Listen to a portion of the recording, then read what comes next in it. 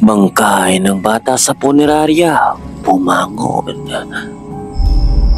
Multo sa golf at operating room ng hospital.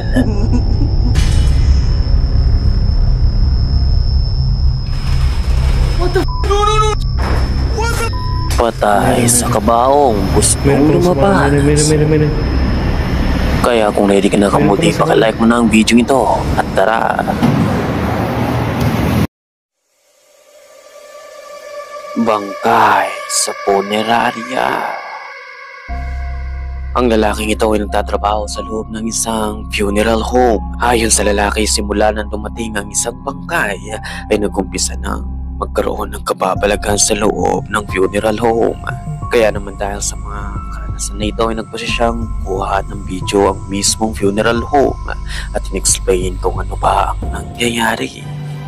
Pues aquí platicándole lo que nos está pasando aquí en la FUNE, llegó un cuerpo aquí a pues embalsamar, lo están preparando, ya lo terminaron.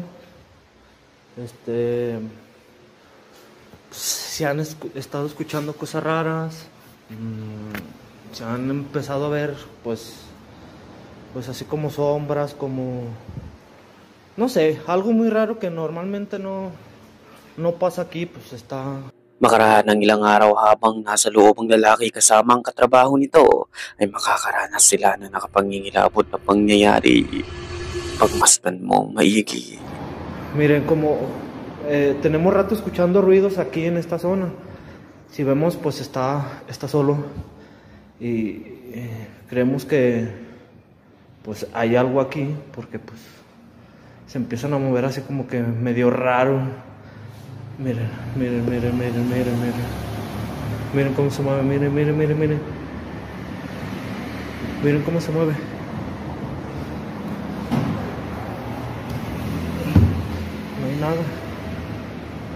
No hay nada. Está mi compañero, pero pues si vemos estamos solos. Labis na pagtataka nito nang makita nito ang pintuan ng kabaong na pilit na binubuksan. Tila ba mayroong tao sa loob na pilit itong inaangat. Pero nang mabuksan niya ito, walang tao, sino man ang nasa loob.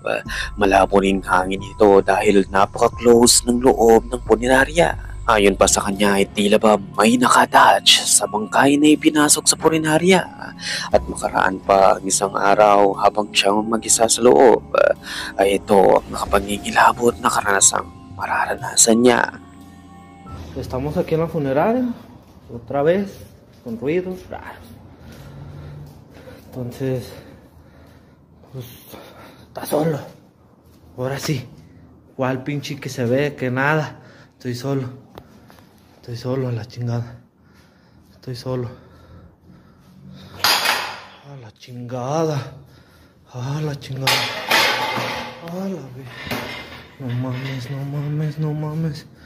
A la chingada. Naniniwala mga viewers na mga kababalaghang nagaganap sa loob ng funeral home ay galing sa mga bangkay na dinadala rito. The Vacation.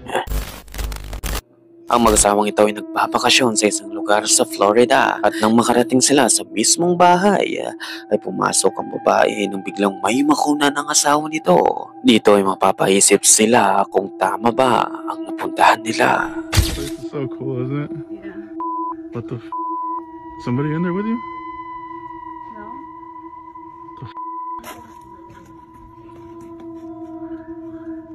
Nakita mo ba isang puting imayang nagmanifest na siyang dumaan sa likuran ng babae? Napatanong pa ang lalaki kung may kasama ito sa loob, pero sumagot lamang ang asawa nito na mag-isa lamang siya. Ayon pa sa kanila, ang park na pinuntahan nila ay may mga report ng ghostly sightings. So maaari nga kayang multo ito or just an intruder lamang. Pero based on appearance, most likely ay hindi ito tao. But I leave it up to you mga kamulti kung ano ang teorya nyo sa imahe. Playtime. Ang video ito ay nagbigay ng kilabot sa mga nakapanood nito. Na-upload ito originally in 2019. Makikita ang isang security guard na sinasagawa ang night roving nito sa loob ng gusali. At first glance ay tila ba normal lamang ang lahat. Not until unexplainable occurrences ang mararanasan ito.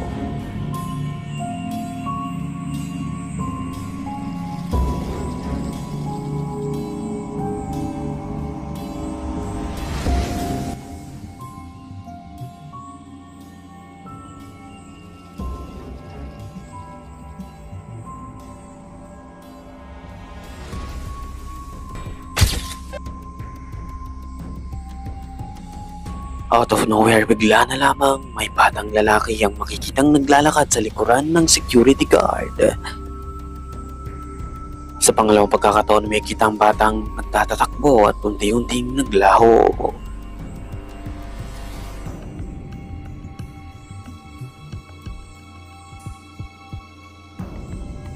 Hindi ito napansin ng security guard at natuklasan lamang niya ito ng isa sa colleagues niya ang nagpakita ng CCTV footage ng batang naglalakad sa likuran niya.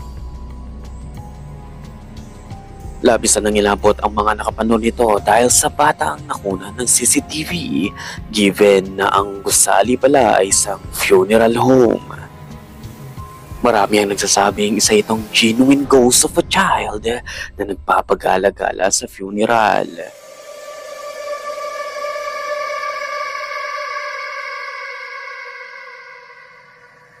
Let me in. Ang lalaki sa footage nito ay nakitira sa isang historic house. Sa mismong bahay na ito dinadala ang mga bangkay upang i-autopsy. Isang gabi habang mag-isa lamang ang lalaki sa loob ay may maririnig ito at nang tignan niya ang kanyang front door ay biglang may makikita itong tao sa labas.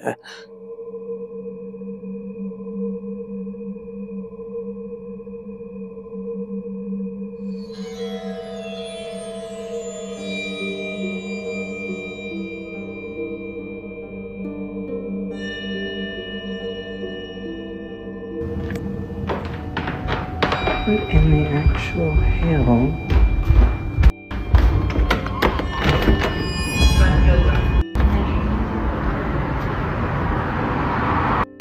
There's literally...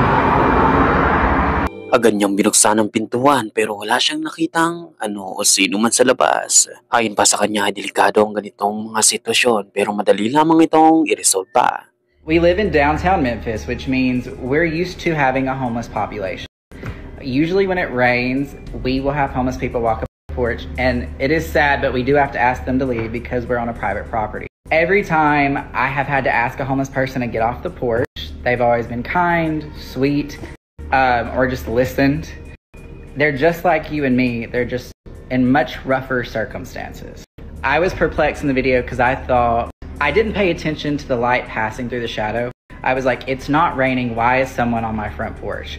I get that to a lot of you in your everyday lives, that's not a good call. And probably moving forward, I won't do that. But I've been in that situation multiple times and I just didn't think anything about it. Ngayon ay gumawa rin siya ng video upang subukang i-debunk kung ano ang nakita niya sa gabing iyon. Pero tila ba hindi ito nagme-make sense. In front of our house where somebody would be. For them to run, where would they have to hide? It goes straight out, guts out. This way, another commercial building, it juts out. They would also have to jump down into this drop of a fence and go that way. Ayon kay Hunter, nakatira na siya sa loob ng bahay na ito mahigit 2 taon na pero hindi pa siya nakaka-experience ng ganito. So sino o ano ang nakuna niya sa labas ng front porch? Multo sa golf. Ang video namang ito ay nakuna ng isang lalaki na naglalaro ng golf. Di umano may nakita siyang kakaiba kaya naman kinunan niya ito ng video. What the hell? Isang translucent image of a man ang makikitang naglalakad sa golf course. And of course, makikitang tila ba nakasombrero din ito at kapansin-pansin na lumulutang ito sa ere hanggang sa tuluyan na nga itong maglaho. Kung pagmamasan mo ang maigi ay tila ba naglalakad ito na parang transparent lamang and then naglaho na parang pula. Pero what do you think? Is it real? Or may iba kang explanation? Operating room.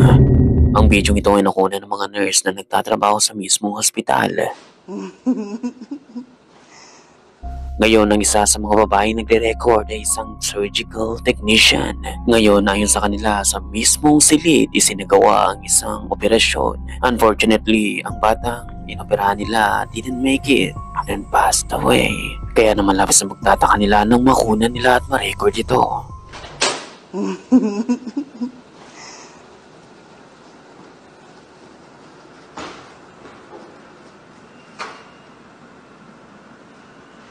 I don't see nothing.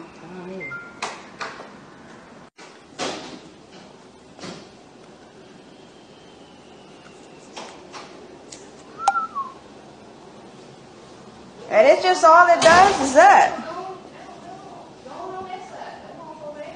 Huh? She gonna slam it on you.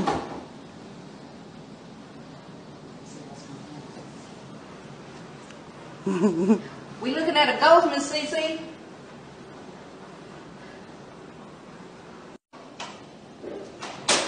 That's all it does. All by itself.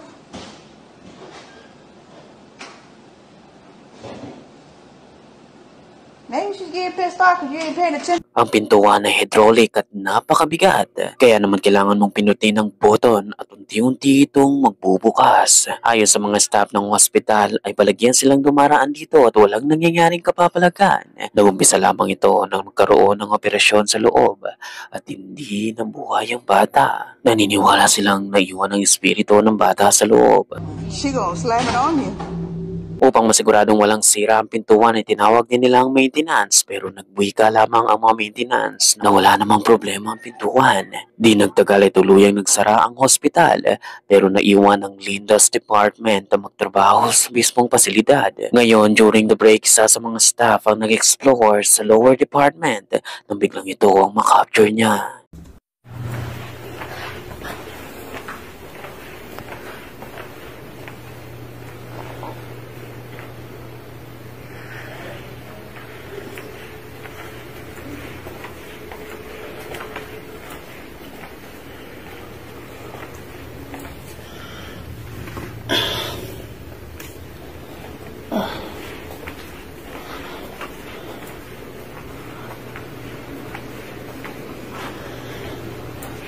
This was the doctor's lounge. Let me see. Wondering if there's anything on the walls. Nothing.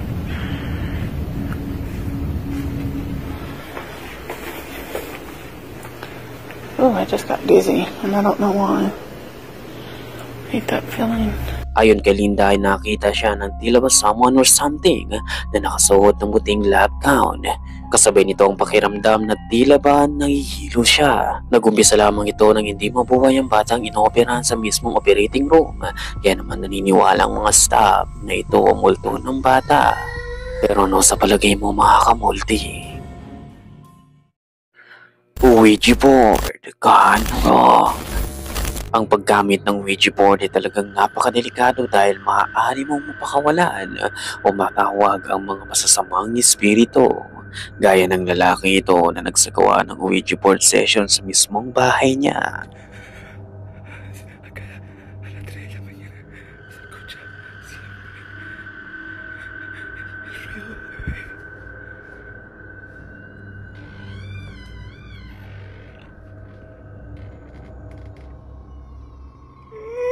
Estoy solo. No hay nada. No hay nada. No hay nada. Lucía. Lucía. No me deja tranquilo. No sé dónde está. No sé dónde está. No sé dónde está. Está ahí. Siempre la veo ahí. Siempre la veo. What the No, no, no, no, no, no, no. No, no, no. No, no. ¡Esta mierda! ¡Esta mierda! ¡Esta mierda! Makikita sa itsura at mismong pananalita nito ang panginginig ng mga boses niya na takot na takot. Labis na siyang nangangamba sa kaligtasan niya sa loob mismo ng bahay niya. Estoy escuchando música que viene de acá. mira. What the está escuchando la guitarra.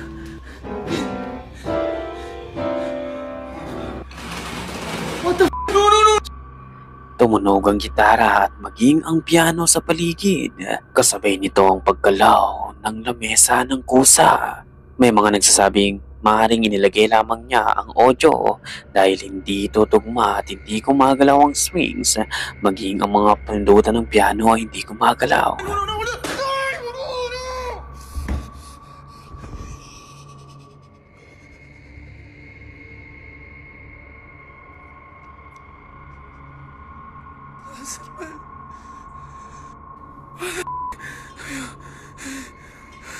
Se está moviendo eso, yo no lo estoy moviendo, boludo.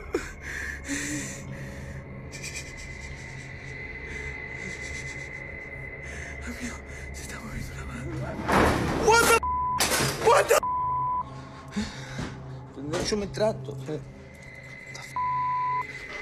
Ve, boludo, el agua en el coso, chabón. Me quiero tratar de relajar. La voy a agarrar, no sé, amigo. No sé qué mierda hacer. ¡La puta madre, che! Dahil sa multiple paranormal activity nararanasan niya, may mga nasasabing maaaring stage lamang ito. Pero may kita sa reaksyon ng mukha nito ang talagang pangingilabot. Maaari kayang gawa-gawa lamang niya ito at uma-acting lamang siya o maaaring talagang natrap na siya sa loob ng bahay niya dahil sa paggamit ng Ouija board at hindi niya ito naisara ng tama.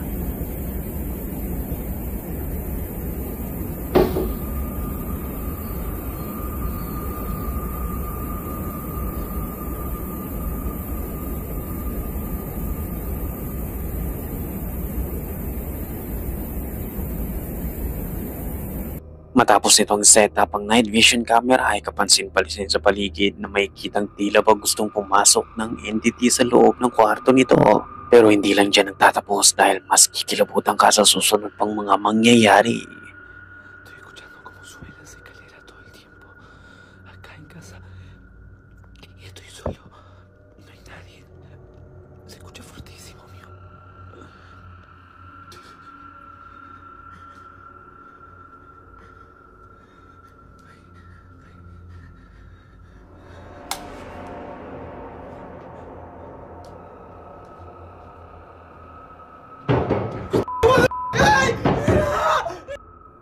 Isang mabilis na mga yapakang papunta sa kanya na nagmumula sa ilalim. Tila ba tinutorture siya ng entity o demonyo na maaaring nasa loob ng bahay niya. Pero ano sa palagay mo? Is it real or just an elaborate hoax lamang? Ikaw na ang bahalang magpasya ka, multi.